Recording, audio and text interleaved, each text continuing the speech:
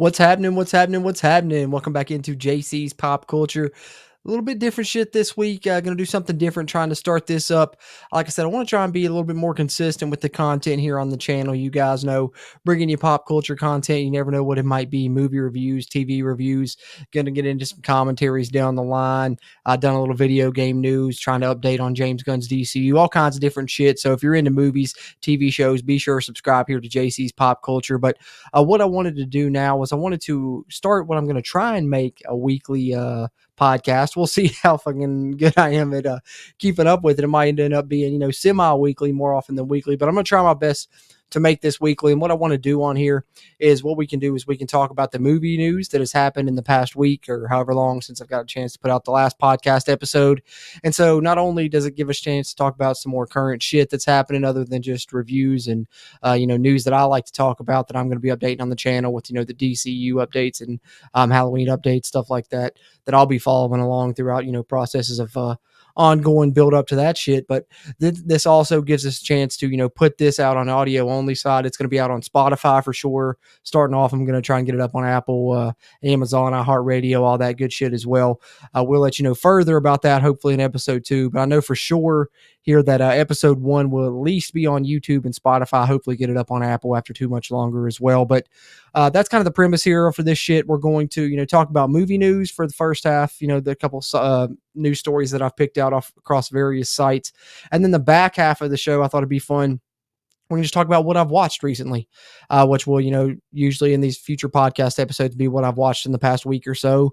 For now, I've just picked out, a slew of things that I've watched in the past, couple weeks, 3 weeks or so. Didn't want to go too far back, so we're talking about too much shit. Don't want this episode to get too long, but of course these will be a little bit more long form than the short, movie review and video update, news updates that I do on the channel and shit. So obviously a little bit different format, but hopefully you guys enjoy this as well. If you do, be sure to hit that like button, helps me a ton. Subscribe here to the channel for future episodes coming up in the near future. And got a soundboard here and shit, but don't have any clips loaded into anything. But hopefully, in the future we'll get a little bit, fancy with it. Just kidding. I've never claimed to be good at this shit, guys. Just loved, talking movies and TV shows, and hopefully you guys enjoy listening to it and it piques your interest as well. But for sure, check us out on audio platforms if you enjoy listening to podcasts that way. This is going to be up there, JC's Pop Culture Pod, episode 1. So just wanted to intro this shit a little bit before we get into it.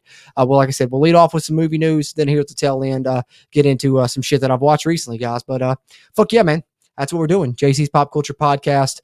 And not doing this to exclude any other content on the channel. Like I said, I'm still going to try and bring you guys the movie reviews, the updates and stuff as frequently as I can. But this is just going to be in addition to. So hopefully it's even more content, gives you more reason to follow here. JC's Pop Culture if you want to watch the video side here on YouTube. And then, of course, JC's Pop Culture on the podcast platforms as well. Like I said, check Spotify first, but going to have it up on the other podcast forms in the near future. Hopefully by the time we get to episode 2 and shit. But on with episode 1, let's get into it. Let's talk some movie news that's come out recently to lead this shit off. I think something that everyone's probably interested in. You may have already seen, you may have not, but it's Deadpool 3 news. You guys know is my most anticipated film on my anticipated films list. Spoiler alert if you haven't seen that video yet, but put it out a while ago. So anyway, Ryan Reynolds celebrates Deadpool 3 wrapping filming after the strike delay that happened and, of course, delayed the shit from filming. But they finally wrapped it up, guys. It's a wrap on Deadpool 3.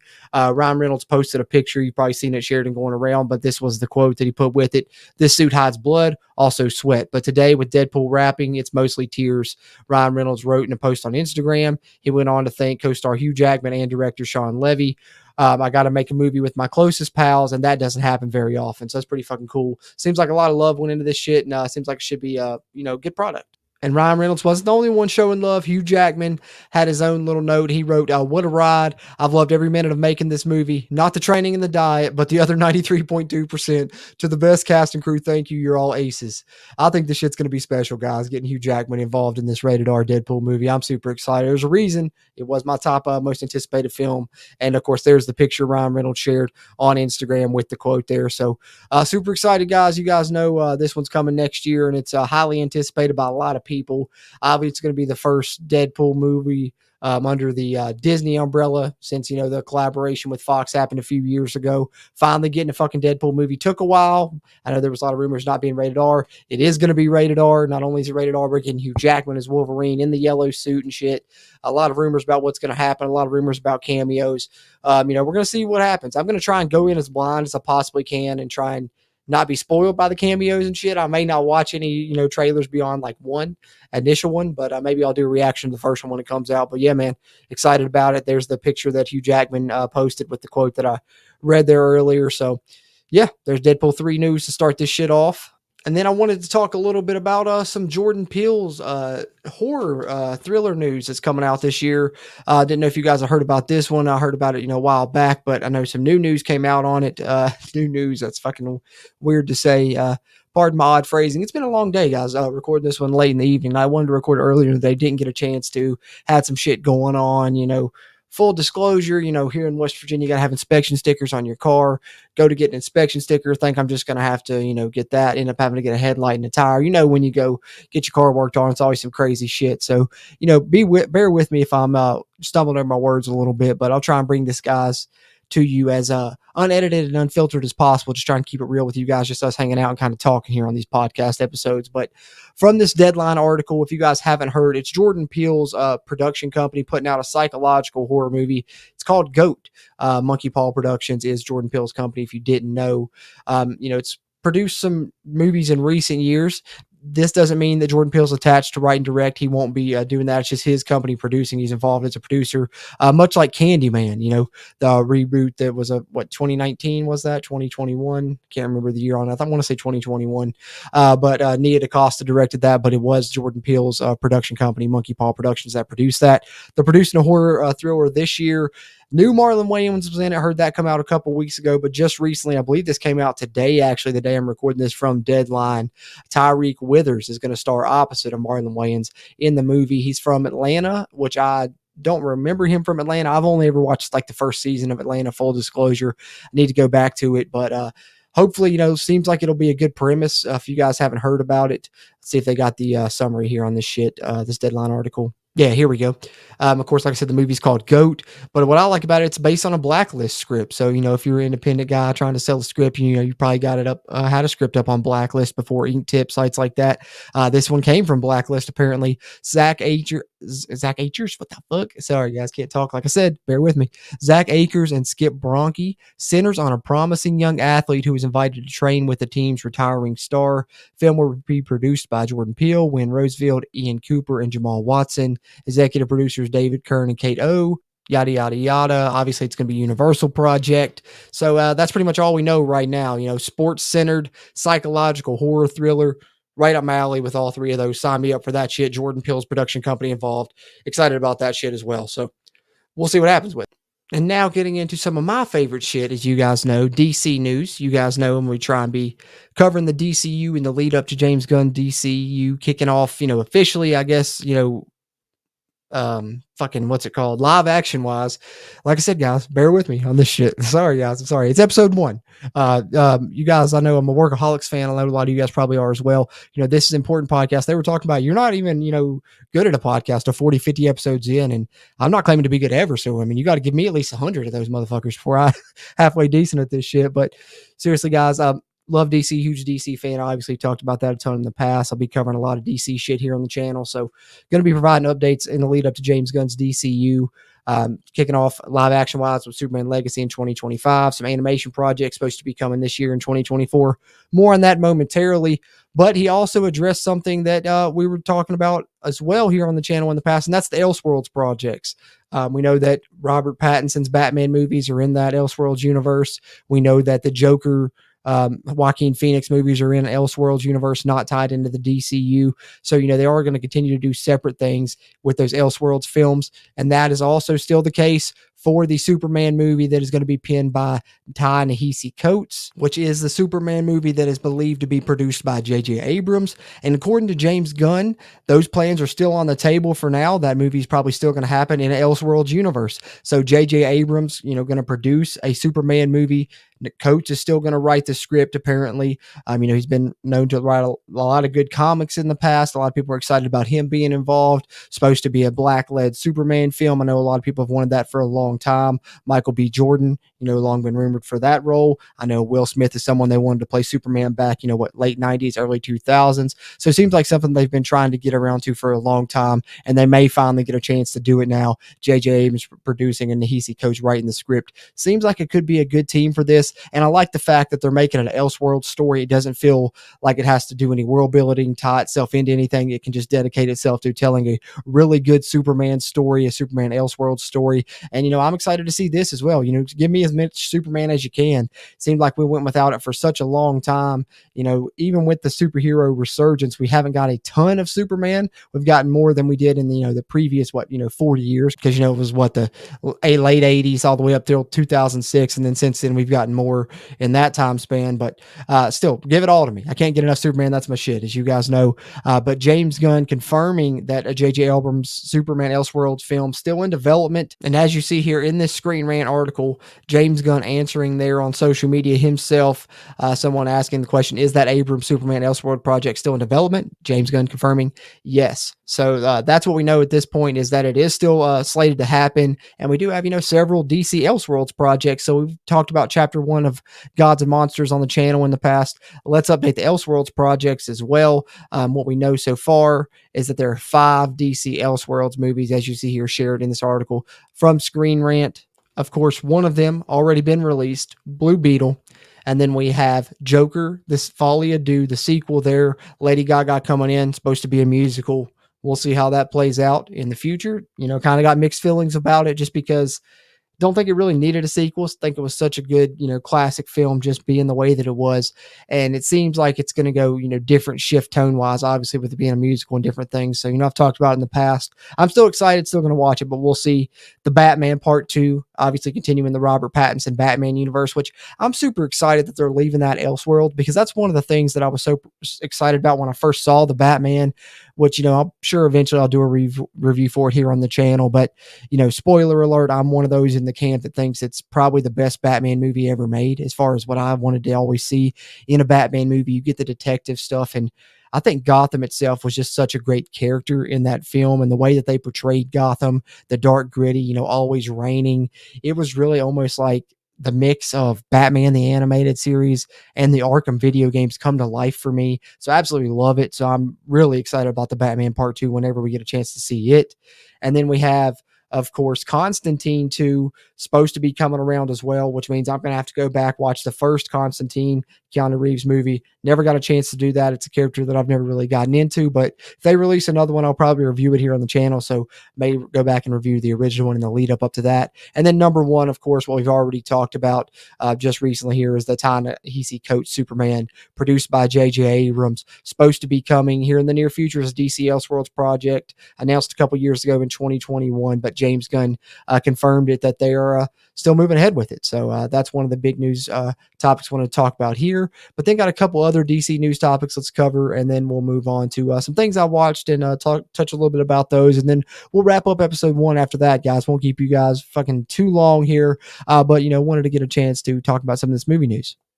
All right, next up, Superman Legacy news. I thought about doing, a separate video for this on the channel, but figured, why the hell not? Just include it here on episode 1 of the JC's Pop Culture Pod. So that's what we're going to do. Superman Legacy adds the Guardians of the Galaxy. Guardians of the Galaxy. The fuck is Guardians of the Galaxy, guys?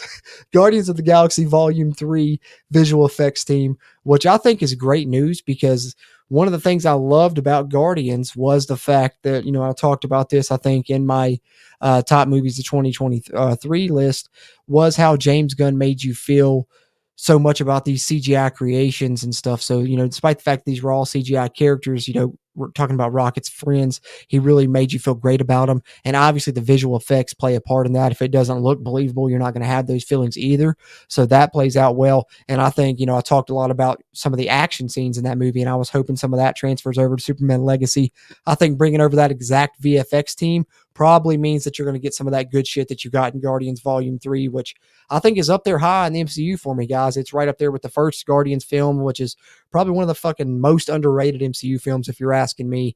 And just as proof of that, not only do we get this announcement that they're coming on for Superman Legacy, but James Gunn announces this when sharing that they were nominated for visual effects Oscars for Guardians Volume 3. Most of this team coming on for Superman Legacy. So great news for the future of the DCU, for the start of the DCU, and for, of course, Superman, which is something that I'm super excited about. So I had to talk about that as well. And then lastly, we want to talk about the DCU. It's like I said, it's going to be kicked off live action wise with Superman Legacy, but there is some animated projects. Let's talk about one of them, a little bit of everything that we know thus far, courtesy of this Collider article. And I'll share the article on the screen with you guys that are tuned into this shit on YouTube. As I say that, want to encourage both, parties, whether you're a viewer watching on YouTube, go over to the audio side, subscribe to JC's Pop Culture there. If you're finding this somehow on the podcast side without knowing about the YouTube channel, come over to YouTube, check us out, subscribe there. Tell your, fellow film fans about this shit, man. We're talking movie news, TV, series news, some video game news for, some rare video games that I enjoy, which pretty much is just going to be EA Sports college football news up and lead up to that game. But beyond that, who knows? Some other shit may pop up. I have been playing that RoboCop Rogue City game on PS5. It's awesome, man. If you're a fan of RoboCop, play that shit. I mean, they've got the police station recreated, the city recreated, just everything recreated. I mean, they've got Lewis back, the same actress came back, they got Peter Weller back as RoboCop. I mean, everything's literally, I think it takes place in between RoboCop 1 and RoboCop 2. It's fucking awesome, man. One of the better, story mode games I've played in a while, because that's just kind of the player that I am. I don't play much online, save for, college football. I'll play online Dynasty and shit when that comes out. But as far as, first person shooters and shit, I don't play online with those because I just get killed over and over. It's no fun for me. So I just like to find a game that's fun to play, an offline story mode on. And RoboCop Rogue City is the most fun I've had playing a story mode on a game in a fucking while. It's fun. That's the only, there is no online play. It's just that. So if you're into that shit, if you're into single player story mode games, check out RoboCop Rogue City, especially if you're a RoboCop fan. Badass. But wrapping up movie news here before I talk about some shit I've watched recently. Sorry for, going down a rabbit hole, but that's going to happen. That's why, we're doing this long form podcast shit. So we can talk about some shit that just pops up in my head randomly as well. But Creature Commandos, everything we should know about James Gunn's first DCU show. And I know some people are talking about, I'm not going to really tune in. I'm just waiting on the live action shit. But it's important to note that characters are featured here in Creature Commandos are then going to show up in live action. And, they're going to expect you to kind of know a little bit about them. And they're trying to be innovative in the fact that the people that they have cast as these characters. So David Cornsweet is Superman, right? We know he's playing Superman. So if we see Superman pop up in Creature Commandos, I don't think we will before Superman Legacy, but I'm saying if they do another season or something, or any other fucking animated projects in the future of DCU, it's going to be David Cornsweet voicing that character. Same for video games. They're trying to connect everything across all the mediums, according to James Gunn, as far as DCU related shit. And Creature Commandos is, part of Chapter 1, Gods and Monsters of the DCU. So everything that we know thus far right here summed up thanks to this Collider article. Wanted to share this with you guys here to wrap up movie news.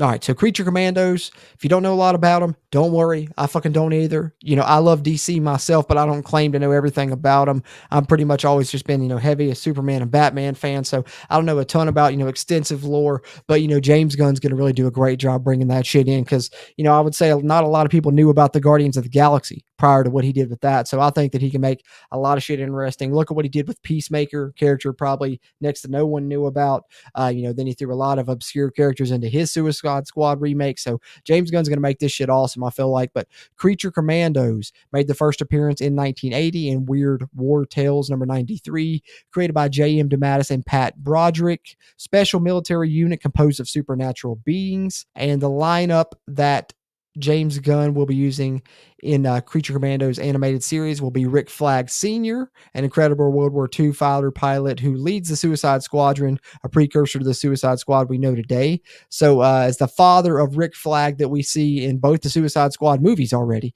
and they share that here in the notes. The Rick Flag that we've seen, in the fucking first Suicide Squad, the David Ayer one that WB hacked to shit, and then of course the better one that James Gunn gave us a couple years ago. Joel Kinnaman played, Rick Flag in both those. The Rick Flag Sr. that we'll see in Creature Commandos, his dad. And then we'll get Nina Marzuski.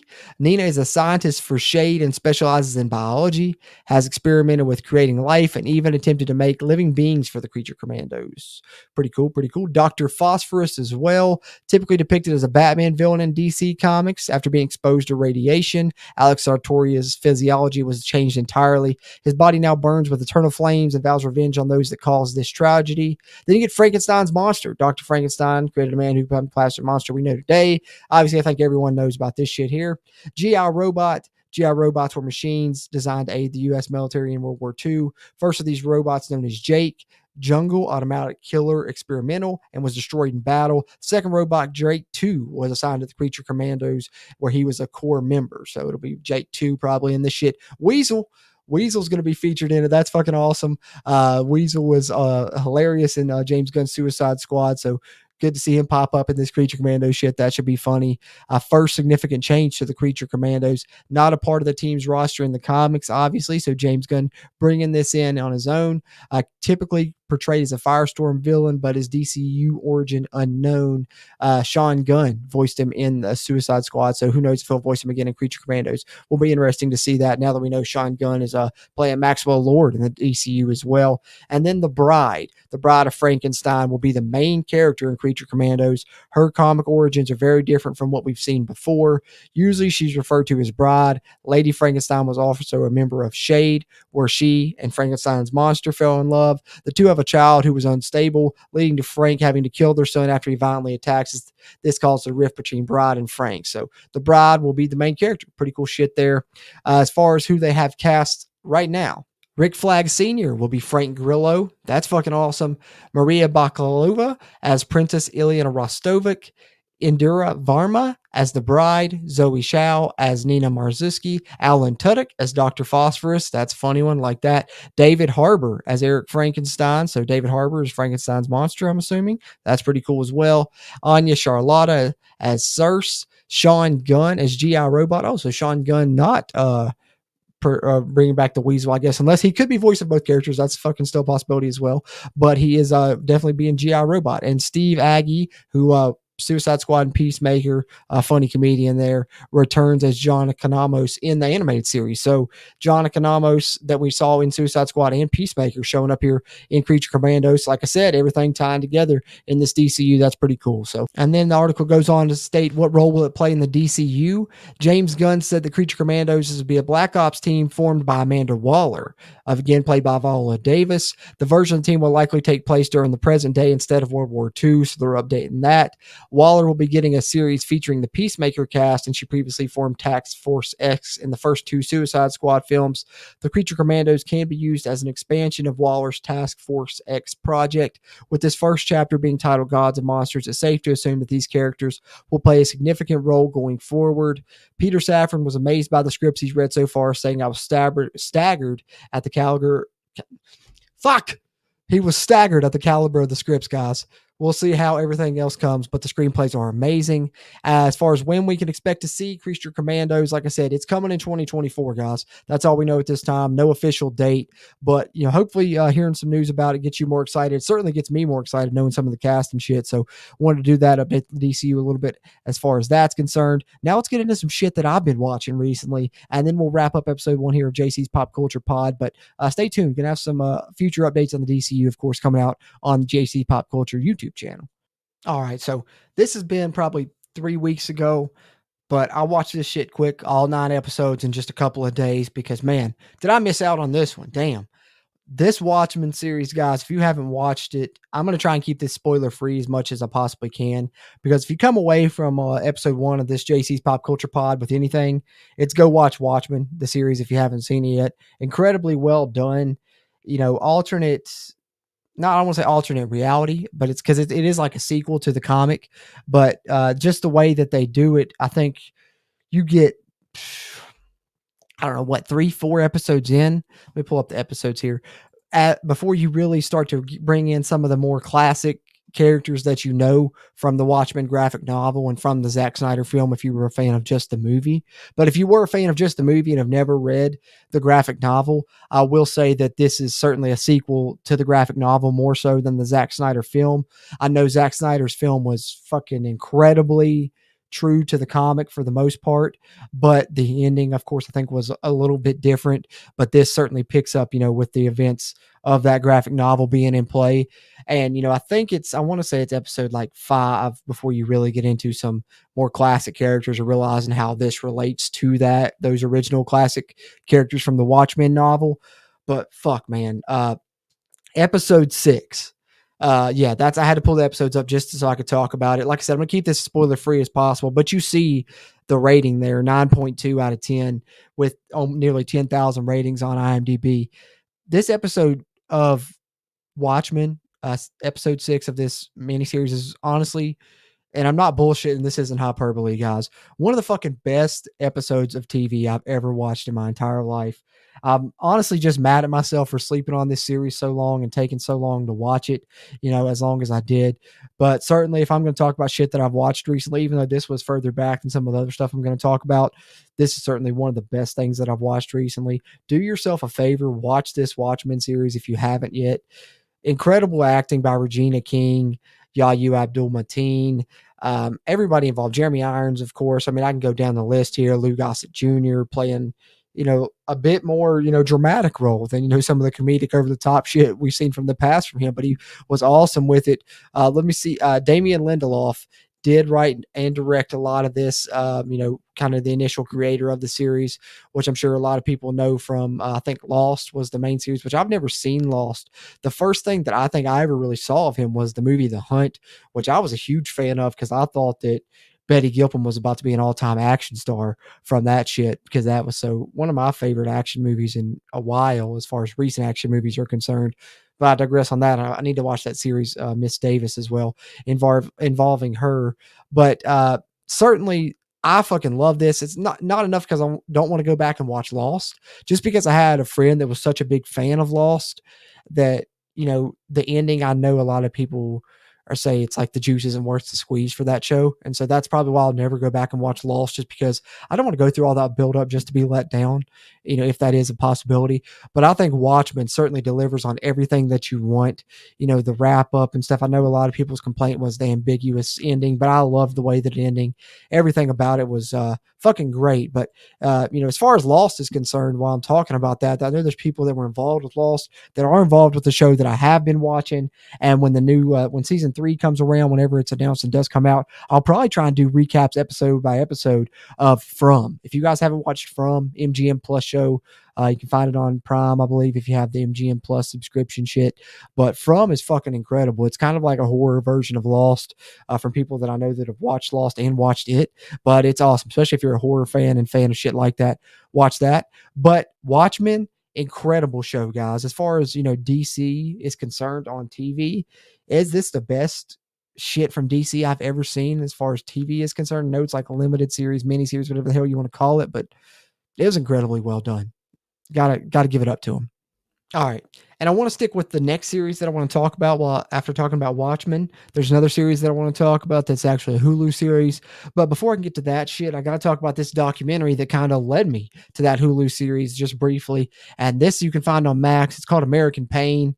It's basically about these two brothers that fucking start this pain clinic shit in Florida during the rise of oxycodone, Oxycontin, all these pain pills, early 2000s, when all that shit was going on, which I never fucking really knew about any of this shit. So this documentary and then the next series I'm about to tell you about really were fucking eye-opening for me as far as a lot of shit is concerned, especially, like I've talked about, I'm from West Virginia. So, a lot of the shit that is talked about, not in this American Pain documentary, but the next series I'm going to talk about that I was led to from American Pain is like stories of, could be stories of people that live near places that I've lived, because they're similar type stories and shit. But American Pain, it's a documentary about, obviously, I think it's probably the biggest pill mill, the biggest pain clinic, whatever you want to call that shit, fucking bullshit from the early 2000s that was going on down in Florida. But very well done documentary, incredibly well done there. Darren Foster directed this one on Max.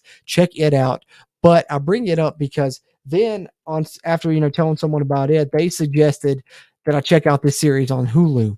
And this series on Hulu is not only essentially kind of about the same shit, but it goes further into it and lets you really take a deep dive into the true villains involved. Because yes, the people that you fucking watch in the American Pain documentary, if you watch that on Max, villains in their own right, absolutely 100% douchebag, terrible fucking human beings. What you call pieces of shit right there. You know what I'm saying? And hopefully maybe they're doing better now, whatever. But from what we know from in that documentary, that's all warranted. And I think you would agree if you watch that documentary. But then you turn to Hulu and you watch this series Dopesick, which actually came out the year prior to American Pain, and you can see 75,000 ratings on IMDb and 8.6, so nearly a 9 out of 10 here on IMDb. This shit blew me away, guys. Not only is it just well crafted, well written, the way that it is thrown together, which created by Danny Strong, which I had never known as a writer director or anything yet personally. I think I'd actually seen stuff that he had written and directed without realizing it. But for me, what I knew him from was Mad Men. What was the role in Mad Men that he played? Because I fucking, I love Mad Men, guys. It's great, great show. But shit, let's see, guys. I know I just had this pulled up and I clicked off of it and fucked it all up, guys. I'm sorry. If you want to flog me in the street, you can. Danny from Mad Men. I fucking should have known his name. Danny Strong. He played the Danny in Mad Men, obviously. But yeah, Danny in Mad Men, which is an incredible show. Hopefully you guys have seen that in the past. But he creates this show Dopesick, which is based on a book. And now I'm going to have to find the author of the book's name as well. Got to give her a shout out because I need to get this book. Now, after watching this incredible series, Beth Macy.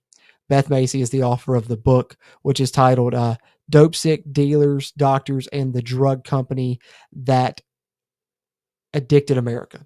Dopesick, Dealers, Doctors, and the Drug Company That Addicted America, if you want to check out the book. But as far as this TV series is concerned, Michael Keaton, phenomenal performance. Peter Sarsgaard, phenomenal performance. Pretty much everyone involved in this acting-wise gives it their A game. Will Poulter, great performance. But Caitlin Dever, knew her from, I'd already seen her in Last of Us before I saw this.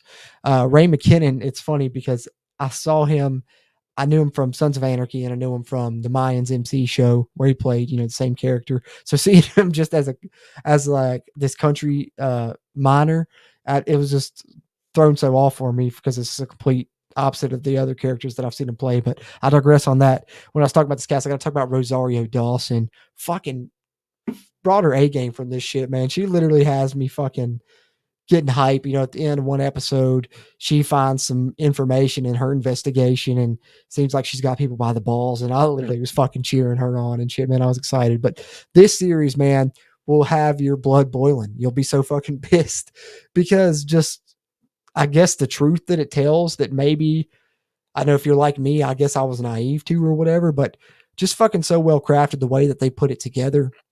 Purdue Pharma, certainly a villain, and this portrays them being the real villain, creating this drug, knowing how harmful it was, still pushing it, just pushing sales, just trying to make money. And then it's all about money as far as, why it's still out there, why this shit continued, all of this bullshit. And finally, I will say, as much as it does piss you off throughout and it doesn't necessarily have a happy ending, the maker of the show, Danny Strong, does a good job of trying to, craft and elicit some good feelings there at the end to send you away with. And it's not all a loss for, us as fucking people, but, fuck the Saxlers and Richard Saxler, is that his name?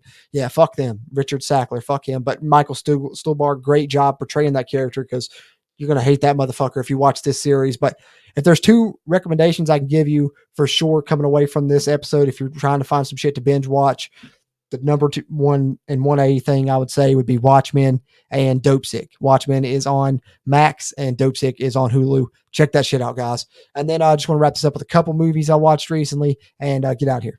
All right, guys. Finally got around to watching the Marvels. And really, I like Nia DaCosta, a lot of the shit that she's done.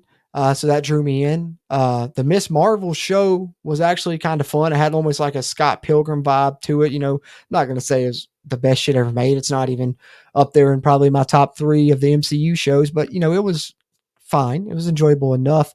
And really, I liked Captain Marvel, though, the first movie, a lot more than a lot of other people did, probably just because it took place in the 90s, had Blockbuster in it. And obviously, if you get that Kevin Smith, Clerks reference and shit, that's fucking awesome for me. I'm sitting here looking at the Clerks poster right now behind the camera. So for sure, you guys know that Kevin Smith's my shit. So that obviously made me like that movie a lot. So I thought the Marvels would be, fun as well. But man, you watch this movie and there are some good ideas in it and some good shit that you could see that they were doing some cool shit with it. Like, as far as at the beginning when it's transitioning, when they don't really know what's happening and each one of these characters is changing places and stuff. Like I said, I'm going to keep this spoiler free. I'm not going to get into anything spoilerific if you haven't had a chance to see this. Cause like I said, fairly recent, but you can just tell, man, this movie was chopped and screwed, reshot to death. It's just a mess. The plot wise and just the way that the editing flows together and the pacing just feels so off. Even when that's what I was telling my wife, we were watching it in the first 10, 15 minutes. A lot of the action's pretty cool. And so, like I said, some cool fucking shit's going on, but I'm telling her just the pacing, man. It's like, I can't even keep up with this shit. Just what's happening. It's definitely a mess, but having said that and saying that it's obviously, kind of down, Marvel, they're doing this shit right now. It's not a great time for Marvel right now. I think they're going to bring it back. Hopefully Deadpool 3 is going to be fucking awesome and maybe some other shit that they're going to do. I watched the Echo series as well. I didn't want to take all the time out to cover it on here as well because it was fine. I enjoyed it better than the Marvels. I'll say that. It does have some cool ass action. I don't think it's as gory and as fucking heavy as Disney Plus commercials and ads try and make you believe that it is. The Marvel Daredevil Netflix series, it is not that it's trying to be. But as far as the Marvels is concerned, is it a great film? No. Is it a good film? Probably not. But watch it for the post-credit scene alone. Or fucking, it's probably how you can probably look up the post-credit scene. Because to me, that is at least something that should excite people for Marvel. It's some shit they should have done a while ago. Once they got these rights, I don't know why it's taking them so long to bring in these other big name characters. Like I said, I'm not going to spoil shit. Let you find it out for your own. But it's something that I certainly think will get excited for you if you're a fan of Marvel and a fan of Marvel characters that haven't been portrayed in the MCU yet. So that's what I'll say about that shit. And then lastly, that's something that was, kind of subpar, but I checked out something recently and it's funny as fuck because I hadn't watched South Park in fucking a long time. And I haven't watched a ton of these, fucking little one-off movies, I guess you can call them, they've been doing, but I saw this one pop up on Paramount Plus and it's like 45, 47 minutes. So pretty much a short film in essence, right? So I'm like, fuck it. I haven't watched South Park in a while. I'll check this shit out. And man, it made me laugh my ass off and it made me want to check out some more of these one-off films. So I got to give it a mention here. And it's South Park, Not Suitable for Children, guys. You can find it on Paramount Plus. Like I said, short and easy watch if you're looking just for something quick to watch, under an hour of your time. And if you're like me, it'll certainly have you laughing your ass off, especially just because I fucking think that Randy Marsh is the fucking most underrated character in South Park.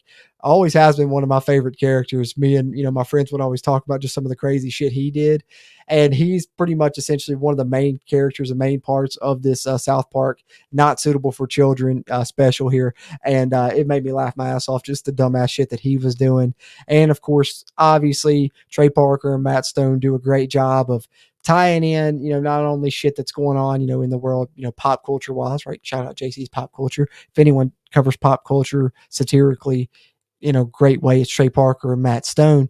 And they do a great job of it here in this movie. And, also they're kind of sending in, a little bit of subliminal message about advertising, as far as it's related to kids and shit in today's world, which is pretty fucking cool. Also,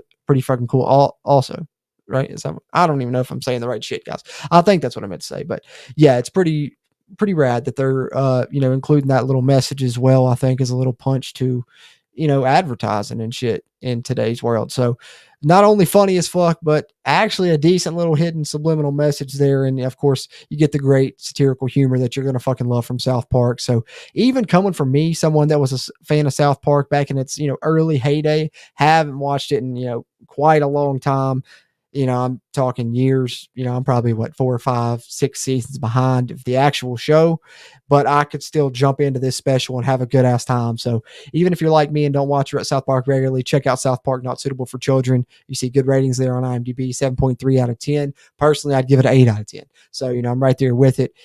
Some of the earlier shit I talked about, Watchmen and Dopesick, I think are both 9.5s out of 10 for me. The Marvels, probably about a 5.5. I'll go 5.5. I'll be generous. 5.5 for the Marvels. Gets the extra 0.5 for the post-credit scene. But South Park, not suitable for children. 8.0 for me.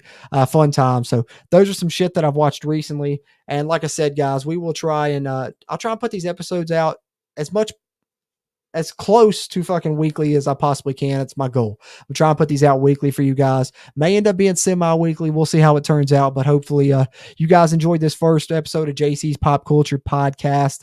Like I said, we'll continue to get better with it, bringing you some movie news that happens in the meantime and in between time of these episode releases, and then I'll talk about some shit I've watched in the past week as well. So talk to you guys again here in about a week's time. We'll talk about some more movie news, and I'll watch some more shit and talk about it. And hey, I'm sure you guys have watched some cool shit as well. Share it with me in the comments. How do you feel about anything that you've watched? Anything that you'd recommend that maybe I should check out, and maybe you'll see me talk about on episode 2, if so. Or did you watch any of the same shit that I did? How you feel about the Marvels, Dopesick, Watchmen, South Park, Not Suitable for Children, any of that? Be sure, let me know in the comments if you tuned in on the video side, the video shad. Am I fucking Sean Connery?